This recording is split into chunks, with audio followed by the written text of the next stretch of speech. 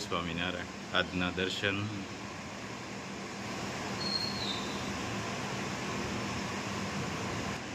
જય ગજાનન ગણપતિ મહારાજ, જય કષ્ટભંજન દેવ.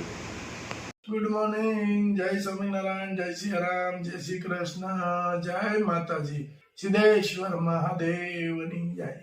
લાડવા બનાવવાના છે, ચણા લોટ, રવો અને ભાખરીનો ને તેલનું મોણ આપવાનું. હજી પાણી ગરમ કરવાનું પછી છે, પાણી ગરમ કરીને પાણી નાખવાનું, ગરમ એમાં દૂધ નાખવાનું દૂધ પાછું. નાખવાનું બધે. હા હા, બેયનું મોણ ભેગું કરીને આપવાનું. સારું, હાલો તમે તૈયાર કરો.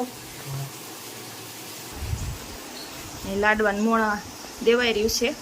હવે પાણી નાખી દૂધ ને પાણી. હા, મુઠિયા વાળી ગયા છે બા. તેલ મૂકી દીધું છે.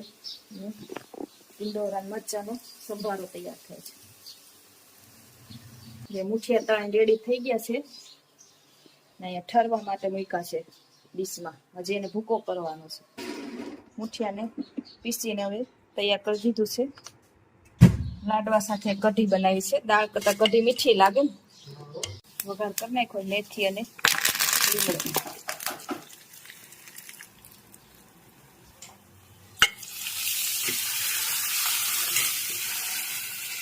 સરસ મજાનો વઘાર થઈ ગયો છે. હવે પાછી એને આપણે ઉકાળીશું.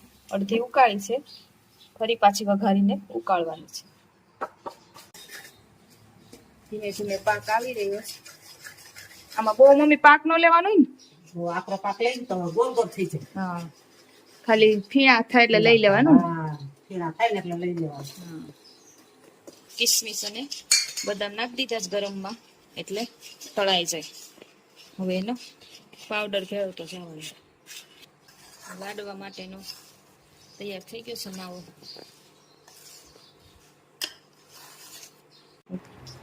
હવે દીબામાં બધે પાડવા મળ્યા લાડવા કે? હા, હવે બીબામ પાડવા મળ્યા. પેલા તો આછે બનાવતા. હા, પેલા સુરમું બનાવતા ને તે તાકળીમાં સૂટું સુરમું દેતા. આમ લાડવા નહીં બનાવ. લાડવા ન બનાવતા અને પાછે ઘી નાખે, ગોળ ને ઘી. અને હવે છે ને લાડવા બનાવવા પડ્યા. પેલા કોરું આપતા એમ. કોરું સુરમું દેતા. પેલા મમ્મી ચૂરમું વધારે બનાવતા કે ઓછું બનાવતા? ઓછું બનાવતા ત્યાં ક્યાં બિસાડ જોવાય ન મળતું. હવે આ મહેમાન આવે ને તે સુરમું બનાવે અને તઈ ભાળ છોકરા. અને હવે છે તે આમતા સુરમું કરે, લાડવા કરે. હવે બધાને ખાવાનું પણ હવે કોઈ ખાઈ ન શકતું ને. બસ હવે કોઈ ખાઈ નથી.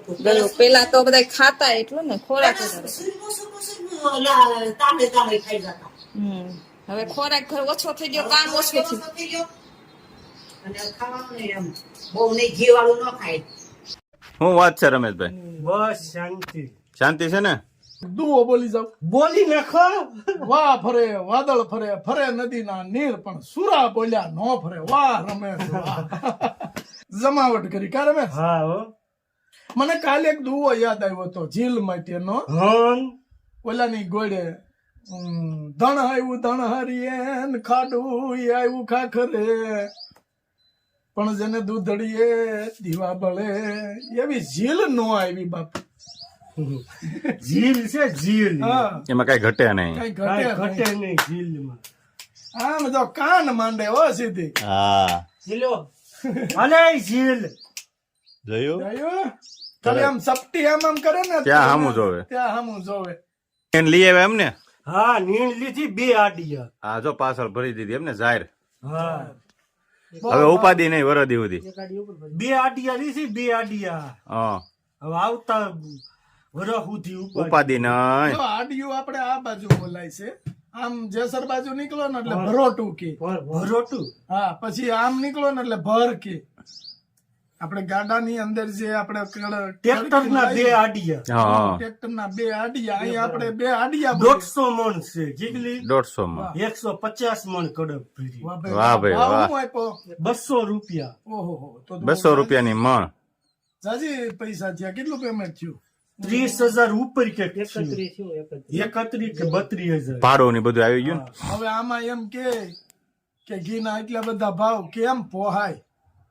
ઈ તો લે પછી ખબર પડે. ઢોર રાખતા હોય એને ખબર જ હોય કે આટલામાં ખાવાનો ખર્ચોય નો નીકળે. હજી તો આ ખાલી કડબ હોય, પછી લીલું, ખાંડ. પાલો, ખાંડ ખાણ, એ કેટલું? બધું અલગ અને મહેનત. મહેનત. આ તો આપણે ખાવા સારું રાખવી, બાકી વેચવા ચોખ્ખું મળે ને આપને એમ. દૂધ ને બધું ચોખ્ખું મળે. વેચવા જાવ ને તો આમાં કઈ મળે નહીં. મળે ને. તો પછી સરસ લ્યો. ભરવા વાળાની મજૂરી તો જે કઈ ગણી નથી, ઘરના હતા એટલે. હા. હવે આમાં વધે હું કાંઈ નહીં. 31,000 નું કેટલું દૂધ આવે લેવા જાય, હા. આખું વરસ વાલે. ખાંડ પછી પાછું આપણે કટો લાવ્યો. લીલું લીલું, બધી વસ્તુ જોઈ. પાલો. ગણતરી કરે ને તો મશીન વાંધો જ ન આવે. હા. હા વેરંટ જ કરો કેટલું રમેશ આપણે ઓલું રમવું છે આજ હું ઓલું ફટ માખીમાં એ પાછું મને નથી હું આવડતું. શીખવાડું ઘોડા દાદા પાસે જવું પડે. શીખવાડું લે, લે, આમ લે. બેસવું પડે. હાલો પછી તું આમ રાખ હાલો લ્યો હું આમ રાખું. બરાબર. હાલો હવે ઘી નાખું, ઘી નાખું. ગળ નાખું, ગાય નું ઘી નાખું એમ. પેલા નહીં ગળ નાખું, હાલો ગોળ નાખો. સુરમું સોળું, હાલો સોળો સણાઈ નાખો. પટ માખી મારું. એમ કરીને ચડાવી દીધી યાર. હા. માછી હોય તો મારે ને. નકર હું મારે. પણ હું છે ઘી ને ગોળ બે ભાળે ને એટલે માખ્યું ન હોય ત્યાંથી આવે ઓલી આપણે. કહેવત નથી ગોળ હોય ને માછું આવે. હા. ગળ હોય ત્યાં માખ્યું આવે, ઘી હોય ત્યાં માખ્યા આવે. મધની માખ હોય, મધની માખ ફૂલમાંથી રસ સુહી સુહી સુહી સુહી અને અંજવાળિયામાં ભેગો કરે બધું. બરાબર. ઈ મધની માખ 15 દિવસ બધી માખ્યું ભેગું કરે અને અંધારિયામાં 15 દિવસ ખાય. બરાબર. ત્યાં વેડવા વાળા આંબી જાય માખી મધ ખાતી હોય તો ડાયાબિટીસ નહીં થતી હોય? નહીં. પ્યોર મધ ખાય. ત્યાં વેડવા વાળા આંબી જાય. ઓલી 15 દિવસ ભેગું કર્યું હોય વેડવા વાળા લઈ જાય બિચારા. એટલે આપણામાં કહેવત છે કે મધ કોઈ દી વેડવાનું નહીં.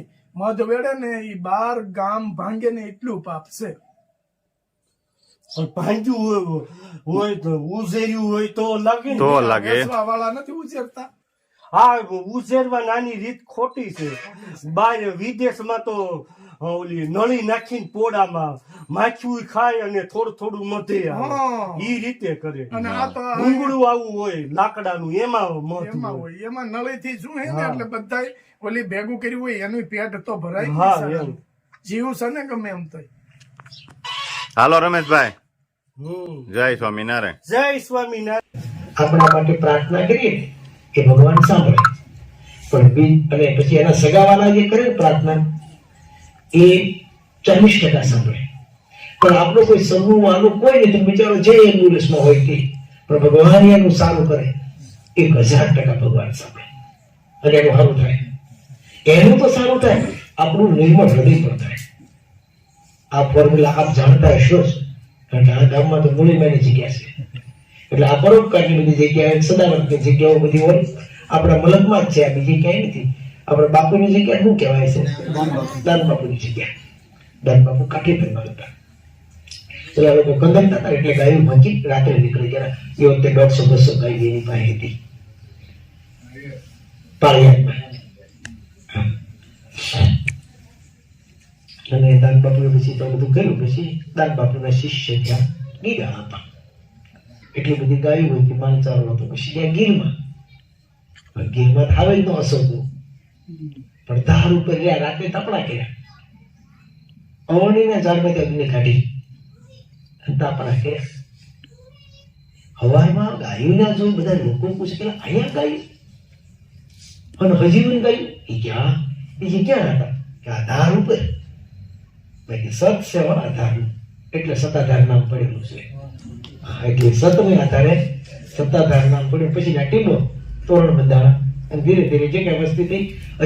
આનંદ કરાયો એવા પિન્ટુભાઈ કાકડિયા કે જે પૂજ્ય વૈરાગ્યપ્રિય સ્વામીને ફૂલહારથી સન્માન કરશે પૂજ્યભાઈ કાકડિયા. ત્યારબાદ મનસારામ બાપુ એ પણ આપણા મહેમાન બન્યા છે, એ પણ કથાની અંદર ઉપસ્થિત છે. એ પણ પૂજ્ય સંતોને ફૂલહારથી સન્માનિત કરશે. ત્યારબાદ મિત અશોકભાઈ છાવડા, એમની પણ આપણને સેવાઓ પ્રાપ્તિ થતી રહી છે. એ પણ